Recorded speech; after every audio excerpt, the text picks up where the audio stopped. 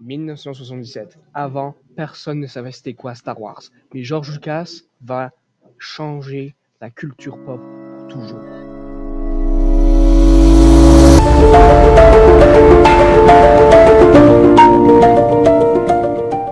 Bonjour tout le monde, bienvenue à Fiction Friction, épisode 1. Et je suis votre animateur d'aujourd'hui, Édouard Charret. Comme toujours, j'ai mon co-animateur, Hugo Auger. Bonjour, salut, Édouard, comment tu vas? Très bien, toi? Alors, je pense que je vais très bien. Fantastique. Et plus qu'on a un épisode spécial aujourd'hui, parce que c'est notre premier épisode, on a aussi décidé d'avoir un invité spécial, hein? Tristan Keyboard Jarvis. Exactement. Mais avant qu'on commence, j'aimerais savoir c'est quoi votre première expérience avec Star Wars? Moi, c'était mes parents qui m'ont fait découvrir Star Wars. Donc, j'ai commencé avec les prequels. J'ai pas commencé de façon j'ai pas commencé de façon avec l'ordre de sortie. J'ai vraiment commencé avec l'ordre chronologique. Et donc, c'est les préquels auxquels je suis le plus attaché. Donc, c'est ça que j'ai décidé de prendre comme point personnellement.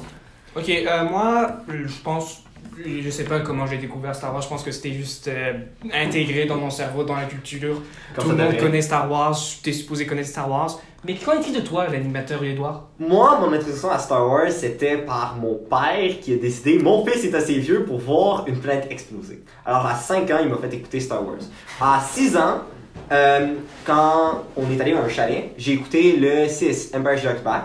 Et j'étais juste avec mon père, c'est une de mes mémoires fantastiques de ce temps-là. Et ça m'a donné des cauchemars, la scène où Han Solo s'est fait mis dans la glace. Mais cela a mis concrètement que mon personnage préféré est Han Solo et que mon film préféré est Empire Strikes Back. Mais comme je suis techniquement, dans mon opinion, le fan de Star Wars le plus extrême, j'ai choisi de défendre le cas le plus extrême, qui est les sequels. On continue. Moi, ma trilogie préférée, c'est évidemment les classiques. C'est parfait. Ce sont la fondation de Star Wars. C'est peut-être la fondation, mais il y a beaucoup de Ta problèmes gueule. avec quand même. Et Tristan? Qu'est-ce que tu voulais dire, Edouard? Non, continue. Ben, je considère qu'effectivement, c'est peut-être la fondation, sauf qu'une fondation, ça peut être bâti dessus. C'est ce qu'on fait les préquels. Mais c'est quel... Pardon, c'est lequel que tu veux avoir? Il a déjà dit qu'il voulait... Moi, je vais faire les préquels. Ok, continue. Donc, c'est pour ça que je pense défendre les préquels, parce que c'est ceux qui donnent beaucoup d'informations sur ce qui s'est passé avant. Et je pense qu'ils sont quand même assez importants dans l'histoire parce que ça montre très bien qu'est-ce qui s'est passé, etc. Ça donne une histoire à Darth Vader de façon à ce qu'il ait l'air plus sympathique à l'œil du public, même si Darth Vader, c'est pas tant un être très sympathique, mais on lui donne une backstory, on donne une backstory à beaucoup de personnages, on explique comment on est arrivé, où est-ce qu'on est arrivé, fait que je trouve que c'est quand même une bonne chose. Qu'est-ce que tu voulais dire, Hugo? Ok, contrepoint, Tristan, on n'a pas vraiment besoin dans le 2 de savoir que Darth Vader voulait embrasser une politicienne très importante. Ça prend tellement de temps pour une amourette tellement inutile, on s'en fout de l'amourette de Anakin. Ça, c'est ton opinion, mais les deux opinions ont tort. Parce que la meilleure trilogie, c'est les nouveaux. Mais bien sûr, on va pas parler simplement de nos préférences, on va aussi parler des faits. De c'est quoi la trilogie avec le meilleur dialogue, avec la meilleure histoire, les meilleurs personnages, les meilleurs effets spéciaux et bien sûr, la meilleure valeur. Alors, on va commencer avec les prequels parce que dans l'ordre chronologique, c'est comme ça que c'est. Fait qu'on commence avec les dialogues. C'est ça que... Tu décides, tu parles de quel point? Je pense que je vais y aller avec... Est-ce que tu peux me le redire, maintenant? On parle des dialogues, des personnages, de l'histoire, et c'est juste les gros. Ouais, je pense que je vais y aller avec l'histoire. Je pense que je vais commencer avec l'histoire. Oui. Je pense que je vais commencer avec l'histoire parce que c'est le point qui me vient le plus quand on parle de préquels. Les préquels, ça a servi à quoi? Ça a servi à montrer l'histoire qui était avant. Ça a servi à montrer qu'est-ce qui est arrivé. Justement, on va y aller avec le point de Hugo qui me dit tantôt. Il me dit l'amourette entre Anakin et Padmé ne sert à rien. Ce qui me perturbe parce que l'amourette entre Anakin et Padmé montre c'est qui la mère de Luke. Ça montre aussi la descente aux enfers d'Anakin parce que c'est via Padmé qu'on découvre beaucoup de comment Anakin devient une moins bonne personne et passe du côté obscur. Donc je pense que cette amourette-là a une importance. Ok, dans Return of the Jedi, par contre, on le sait déjà que Darth Sidious l'avait corrompu, il l'avait manipulé, il avait utilisé la haine. Est-ce qu'on a vraiment besoin de savoir que Anakin était un petit bébé qui chialait tout le temps? Palpatine, il a jamais dit comment il a corrompu Darth Vader, il a simplement dit utilise ta colère pour tuer ton fils. Ça, c'est pas une indication de son backstory à Darth Vader, c'est juste des ordres qu'il donne. C'est ça un Sith, à utiliser ses émotions négatives pour corrompre l'esprit des gens. Oui. Fait qu'on sait que Darth Vader avait trahi Obi-Wan. Oui. Donc, ton point est inutile. On a déjà une idée pour savoir que Darth Vader a été corrompu, il avait ses pris contre ses meilleurs alliés. Mais maintenant, on peut-tu revenir aux plus causes? Justement, on sait très bien qu'ils avaient trahi, on savait pas la raison par contre. Ce qui est intéressant dans les prequels, c'est de voir comment ça se fait qu'Anakin devient cette personne-là. C'est pas de dire on sait qu'il est devenu mauvais, on sait très bien qu'il est devenu mauvais, mais on sait pas comment. c'est exactement ça. Ton argument pour dire que on le savait déjà un peu qui s'est fait corrompre, mais on sait pas quel type de corruption. Est-ce que c'est une corruption purement parce qu'il voulait le pouvoir, c'est une corruption plus émotionnelle où il voulait aider quelqu'un comme c'était finalement dans le cas? C'est totalement faux parce que Yoda avait dit que le côté obscur était plus séduisant. C'est comme ça qu'il était mis au côté obscur Darth Vader.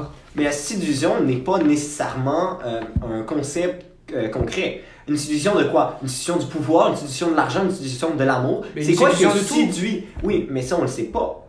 À cause des prequels, là on a une idée concrète de qu'est-ce qui s'est passé et c'est ça pourquoi les prequels sont bien aimés. Même si, avec des bonnes raisons, c'est la trilogie la moins aimée. Les sequels sont un projet fait par une des meilleures compagnies de médias qu'on a à notre époque. Disney les avait achetés et a fait beaucoup d'argent avec la trilogie. En effet, oui, pour une personne avec un low intellect, ils peuvent regarder les prequels comme une mauvaise adaptation de qu'est-ce que Star Wars pouvait être. Les sequels sont créés par Disney, oui, et ça c'est, si tu regardes des films, comme un film critique, tu vois que à part 2-3 points d'incohérence entre les films qui sont causés par un changement du directeur qui n'a aucune faute de les acteurs ou même des producteurs, fait que les films n'ont pas une cohérence. Mais tout seul, les films sont très acceptables et même, je dirais, mieux que certains films tout seuls des autres trilogies. Ça, c'est ton expérience personnelle, tu les as aimés. Est-ce que tu as vraiment donné un point comme les personnages, l'histoire, comment ça marche? Les effets spéciaux. Oui, les effets spéciaux sont pas une partie principale de l'histoire, mais ça a quand même un gros impact. Des mauvais effets spéciaux sont souvent une cause pour les gens qui s'enlèvent de l'émission ou d'un film. Ils disent c'est pas réaliste, je peux pas me mettre dans l'histoire parce que c'est tellement laid.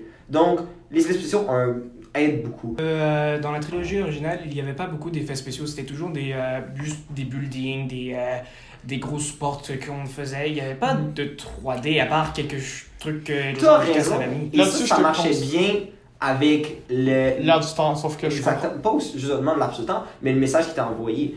Les originales avaient un message simple, ils étaient simples, ils suivaient l'histoire de nos personnages principaux. Ils n'étaient pas nécessairement des effets spéciaux. Par contre, avec la progression de la technologie, on a vu aussi ça avec les prequels, pour faire un monde plus concret, un monde plus intéressant, c'est important d'avoir une bonne visualisation du monde.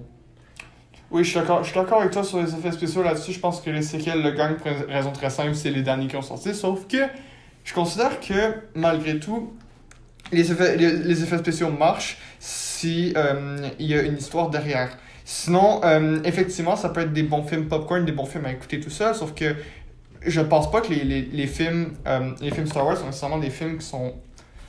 les derniers films Star Wars, je considère pas qu'ils sont nécessairement des films très bon côté scénario. J'ai l'impression que on se tourne beaucoup plus vers certaines incohérences. J'ai nommé quelque chose en particulier, le retour de Palpatine, qui à part si tu regardes certains comics obscurs, le retour de Palpatine ne fait aucun sens, sachant qu'il est mort. Il est mort dans le troisième de la trilogie originale. C'est un très bon point, mais il faut que tu considères ceci. Est-ce que c'est vraiment ton opinion, ça, ou ta vision, ou c'est juste l'opinion de la masse de haine que, apparemment, est dans tout fanbase de Star Wars? Si on regarde les prequels, il y avait le même commentaire sur une phrase très précise. C'est des midichlorians. Le point disait mon point en fait, c'est que dans toute génération de nouvelles films, des gens vont haïr une partie spécifique et disant ah ça c'est pas bon, ah c'est pas bon, c'est stupide ça, simplement parce que c'est nouveau et ils aiment pas ça. Cela ne fait pas nécessairement que c'est un mauvais film. Dans le monde, ça fait du sens. Le dialogue est Plo répond une fois qu'il a découvert que Palpatine est revenu, il répond ah Palpatine est retenu. Dans le point de vue des personnages, c'est logique. Lui non plus, il sait pas pourquoi il est revenu. Justement, aucune personne ne sait pourquoi il est revenu. Mais cela ne fait pas nécessairement que c'est une faute de jugement je considère des producteurs. Vous avez tous les deux tort parce que les originales n'avaient pas eu tellement. Ils sont aussi. Il y avait aussi des nouveaux. Il y avait eu le Return of the Jedi, il y avait eu The Empire Strikes Back. C'était tous les deux des nouveaux. Ils sont pourtant tous les trois aimés. Quoi? Bien sûr, oui, t'as raison. Mais la différence entre ça, c'est parce que c'était une trilogie en laps de temps. Les gens, ils avaient vu le premier. Et on va être d'accord. George Lucas ne s'attendait pas que Star Wars allait faire autant un effet. Et à la base, Star Wars était fait pour que tout le monde puisse aimer ça. C'est pas un film d'une niche très spécifique que tu dois avoir lu les livres pour comprendre les meilleures parties. C'est pas comme ça que George Lucas avait créé Star Wars. C'est un film que à la base n'importe qui pourrait écouter et va aimer. Alors pourquoi les séquelles c'est devenu comme ça alors? Parce que la génération de fans qui ont grandi avec Star Wars ont ensuite pris possession de ce que Star Wars représentait et ils ont oublié le message principal de Star Wars. Dans ce cas-là, les séquelles sont de mauvaises affaires parce qu'ils ont oublié le message principal de Star Wars. Non, les fans ont oublié. En fait, les sequels... Donc tu dis que les séquelles sont mauvais à cause que les fans ont oublié Les sequels sont pas mauvais. Je dis que les sequels ont fait le même principe que les originales. C'est un film que tu peux écouter et que tout le monde peut aimer. La seule raison pourquoi les gens qui aiment ça, c'est les fans de Star Wars. Un quote que j'aime beaucoup dans les acteurs, les pires ennemis des fans de Star Wars sont les fans de Star Wars. Parce qu'ils vont toujours trouver des arguments pour dire comment eux, leur opinion personnelle sur une des trilogies est meilleure que l'autre, sans réaliser qu'une personne normale qui fait juste aller au cinéma pour écouter un film de science-fiction, il va quand même aimer Star Wars, les sequels. Donc ça veut dire que c'est pas critiquable. Ah, je m'excuse, Hugo. Ok, Shrek 2, on le regarde après Shrek 1. Les sequels, eux, dans le set, c'est beaucoup le retour de Han Solo, Chewie, Leia, et c'est très bien. Pourquoi est-ce que donc on l'enlève? Est-ce qu'on veut que les vieilles personnes qui ont vu les originaux l'aiment, ou est-ce qu'on veut mettre ça dans une toute autre histoire? Pas un message, mais ce que ça représente, c'est que les sequels, quand ils sont arrivés, juste dire, le laps de temps entre Shrek 1 et Shrek 2 est pas très grand comparé aux prequels et aux sequels. C'est la même affaire pour les originales et les sequels et les prequels. Il y a un gros laps de temps qui fait que les fans sont créés une communauté basée sur l'existence de ces trois films. Alors, il y a des fans qui disent moi mes préférés c'est les originales. Ils disent pas que mon préféré c'est un des films des originales, ils disent que c'est les originales. En ce temps de se mettre leur valeur sur un film, ils mettent sur un laps de film complet. Donc, tu peux considérer que les trois communautés qui préfèrent les sequels sont différents. Mais, qu'est-ce que tu disais, c'est que le laps de temps des personnages qui changeaient, pour moi, je trouve que c'est une bonne façon de ramener des gens. Et ils ont bien fait, parce qu'ils ont tué un des bons personnages. Ça, c'est une affaire que je dois admettre, ils ont très bien fait. Parce que Solo, son personnage... Comme même l'acteur disait, ils auraient dû le tuer il y a longtemps. Mm-hmm. Et ils l'ont tué. Et ça, je lui donne du crédit. Parce que n'importe quelle autre compagnie moderne n'aurait pas pensé à tuer un personnage principal aussi aimé qu'Han Solo. Je suis d'accord là-dessus, effectivement. Là-dessus, je te donne le point. Han Solo, évidemment, il avait eu une histoire très bonne avec Kylo Ren. Je dois avouer que c'est plutôt cool que le fils de Han Solo est le vilain. On fait quoi de Chewbacca et de Leia, de Luke? Ils font pas vraiment avancer l'histoire. Ils ont pas leur histoire, ils aident l'histoire. Et c'est quoi la place de Chewbacca? On va passer Chewbacca. Qu'est-ce qui est la place de Chewbacca dans les originales? Il supporte Han Solo. Exactement. Han Solo, il n'existe plus. Et dans le cas, Chewie était toujours un personnage très intéressant parce que lui, il existe pendant, je pense que c'est 500 ans, je pense, son âge, qu'ils ont dit dans Solo. Chewie a existé pendant la guerre des clones, qu'on a vu aussi dans les prequels, dans l'émission de télé. On sait aussi que Chewie a participé de la guerre dans Revenge of the Sith pendant l'attaque sur les Ewoks à la fin du film. Chewie a donc une place du voyant.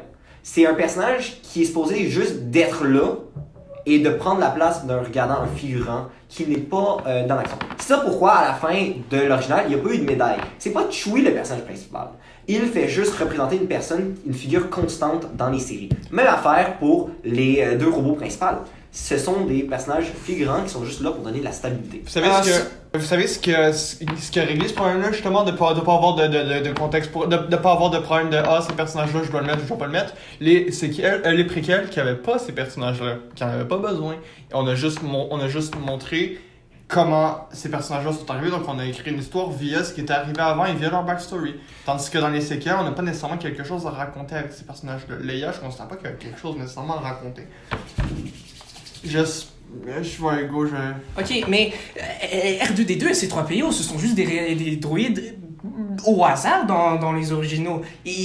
Dans la première scène, ils sont évidemment juste là pour réparer quelques trucs. Ils n'étaient pas supposés être connectés à Anakin, à être des héros qui ont sauvé tout le groupe.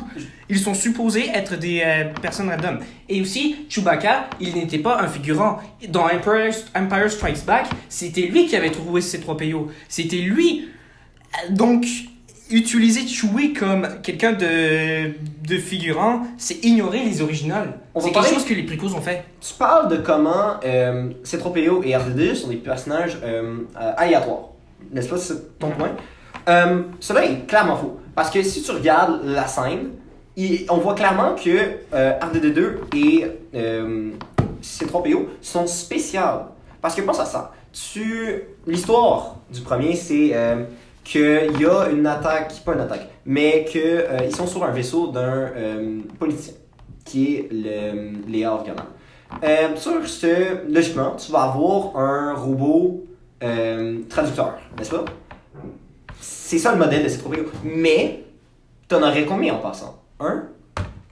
T'en aurais pas beaucoup, mais on voit aussi dans la même scène où il apparaît un autre robot, même modèle que C3PO, mais pas en or. Cela fait qu'au moment où il nous présente un autre robot pareil, même modèle, mais différent clairement par la couleur, ça montre que C3PO est déjà plus spécial que le modèle normal. Et R2D2, aussi, on voit plusieurs versions de lui dans la scène où il se fait vendre, mais R2D2 reste quand même unique. Parce que pense à ça, si toi t'es une politicienne et tu te fais attaquer par ton ennemi, où est-ce que tu mettrais de l'information secrète? Est-ce que tu mettrais dans un robot est juste un robot de fabrication? Non.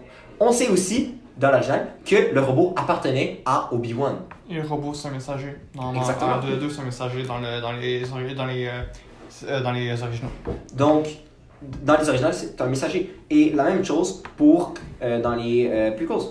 C'est une cohérence qui existe entre les prequels et les sequels qui fait que les gens sont plus aptes à accepter des petites erreurs. Mais l'affaire avec les sequels, c'est que les gens sont beaucoup plus prêts à détruire dessus parce que l'amour de la nostalgie les fait voir que les négatifs et pas les positifs. Parce que il y a beaucoup de points négatifs dans les prequels, mais les sequels et les originales sont pareils. Tu assumes que je suis juste aveuglé par la nostalgie. J'ai regardé les originaux, je les ai aimés. J'ai regardé Return of the Jedi et j'ai pas du tout aimé. Je pense que je n'aime pas Return of the Jedi parce qu'il y a tellement un Return of the Jedi, c'est le 6. Le 1, Last of Jedi. Le Phantom Menace. Phantom Menace.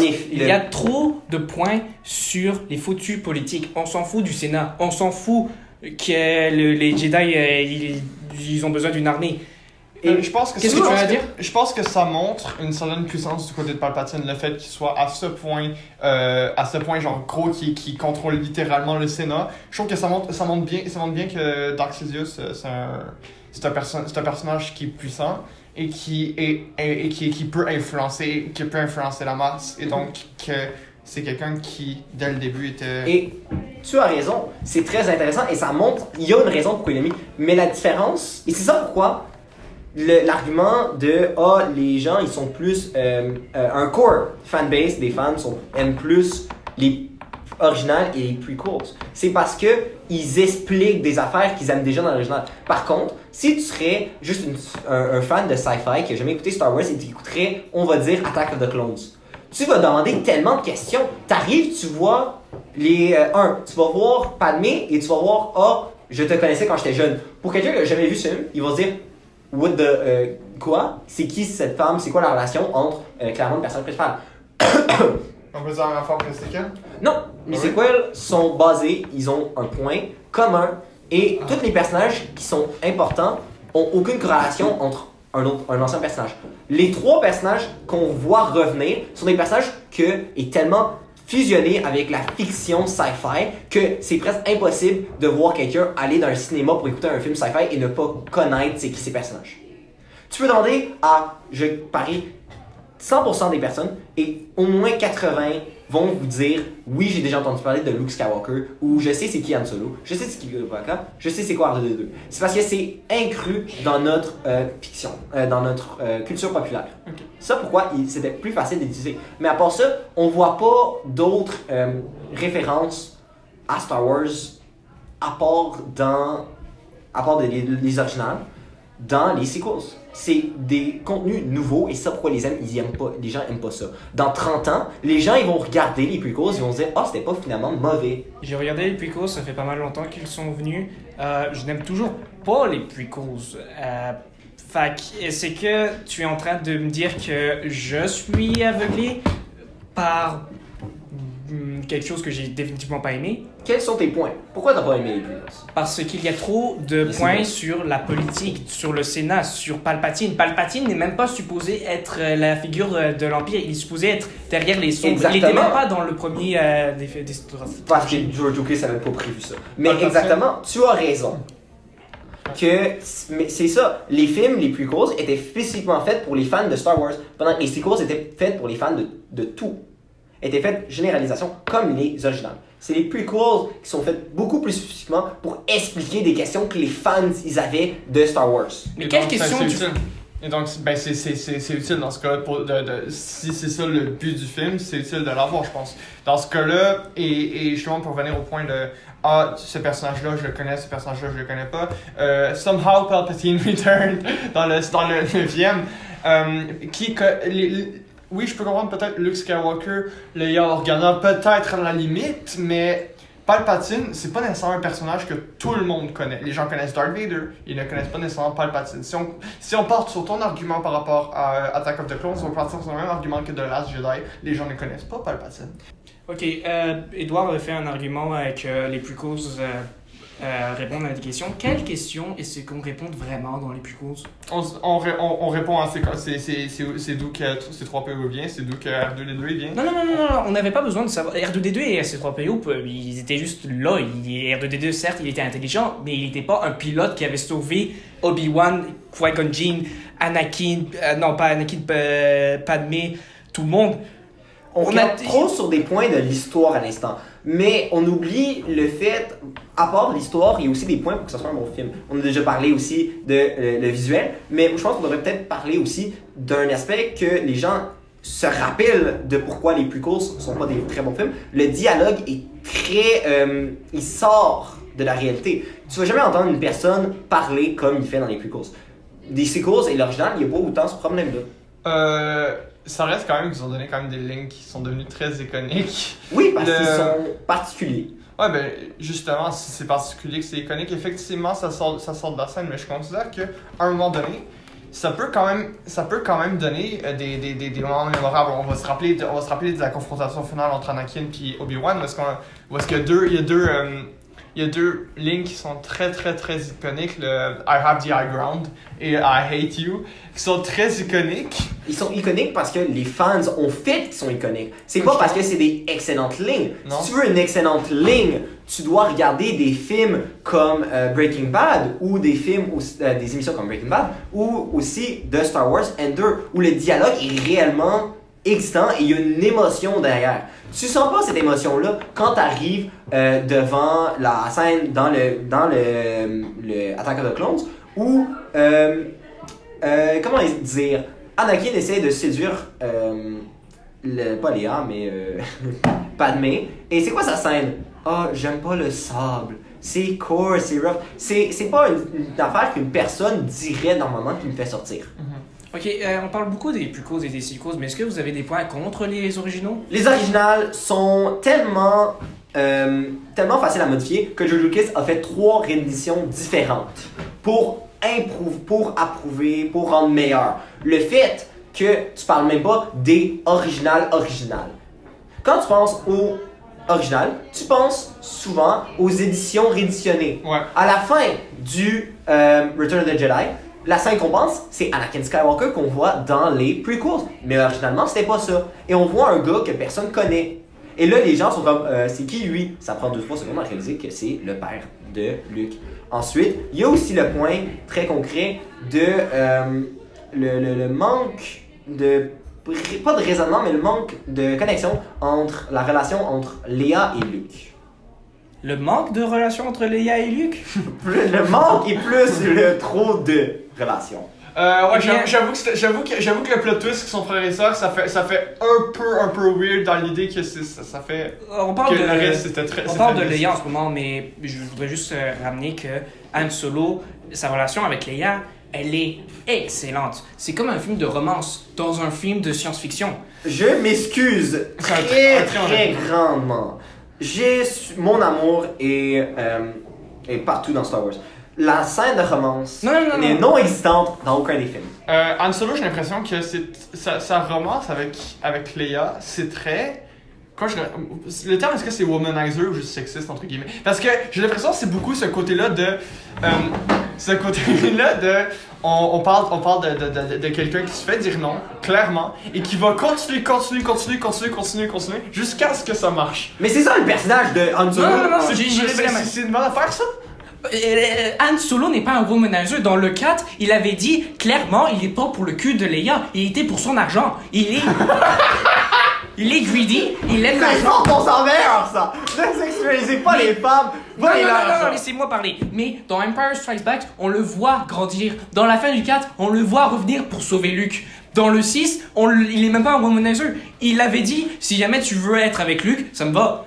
C'était juste un malentendu. Il pensait que Leia ne l'aimait plus et il voulait aller avec Luke. Non, clairement, Léa faisait clairement exprès pour faire chier Solo. Mais, au fin, on a beaucoup d'arguments, mais là, on finit un peu sur le temps. Alors, on va dire nos derniers arguments et nos derniers points de pourquoi nous, on pense que notre trilogie est la meilleure. On va commencer, bien sûr, avec les originales. Ben, ça a tout. Ça a de l'action. Tu peux aller voir la scène fameuse dans Empire Strikes Back avec les astéroïdes. Ça a de l'amour avec un fermier qui va dans des aventures tellement géniales. Troisièmement, la romance. Quatrièmement, la relation avec Obi-Wan. Est-ce que vous avez ça dans les prequels et les sequels? Je pense que on l'a d'une autre façon avec la relation entre Anakin et Padmé parce que c'est une relation qui est plus toxique et c'est fait exprès. Je pense que la relation entre Anakin et Luke, etc. Anakin et Padmé, je veux dire, c'est une bonne chose. Ça montre beaucoup comment Anakin il est tombé du côté obscur. Puis je pense que c'est intéressant psychologiquement de voir comment Anakin il est. Bon, c'est un très bon point, mais j'aimerais vous rappeler quelque chose. On peut tous critiquer nos ors, n'est-ce pas? On peut tous critiquer nos opinions. Mais une affaire qu'on doit donner aux sequels, ils sont courageux. Je m'excuse, ils ont pris les personnages que les gens ils tiennent à cœur, qu'ils mettent sur des idoles, c'est évidemment des idoles des gens, et ils les ont détruits. Pas nécessairement par manque de conscience, au contraire, ils ont fait exprès pour faire que Hans il meure par son fils, ils ont fait exprès que Luke soit devenu un ermite qui a perdu la confiance qu'il avait dans ces jeunes-là. Parce que Luke, beaucoup de personnes argumentent que pourquoi est-ce que Luke il est comme ça? C'est pas le Jedi que j'avais imaginé. Il faut que vous compreniez que dans l'univers de les prequels, Luke il a tout perdu et c'est comme ça qu'il se represse, il pense que les Jedi n'ont pas réussi. Et c'est ça pourquoi je dis que les prequels, les sequels sont les meilleurs. Ils ont des excellentes idées et la seule raison où ils n'ont pas marché, c'est parce qu'il y a eu des malentendus à l'extérieur des films avec les producteurs. Et bien sûr, ça donne une dernière On va faire un sondage? Ouais, on va faire un sondage. Alors, on va mettre un sondage de quelle est la meilleure trilogie. S'il vous plaît, répondez. Et on aimerait vous dire grand merci de nous écouter. Et restez toujours restez toujours ouvert d'esprit, car les histoires c'est juste pour faire de fun, c'est ça la fiction. Ouais. Et n'oubliez pas que on va être ici la semaine prochaine avec notre prochain épisode. C'est quoi notre personnage qu'on aime le plus détester? Bye!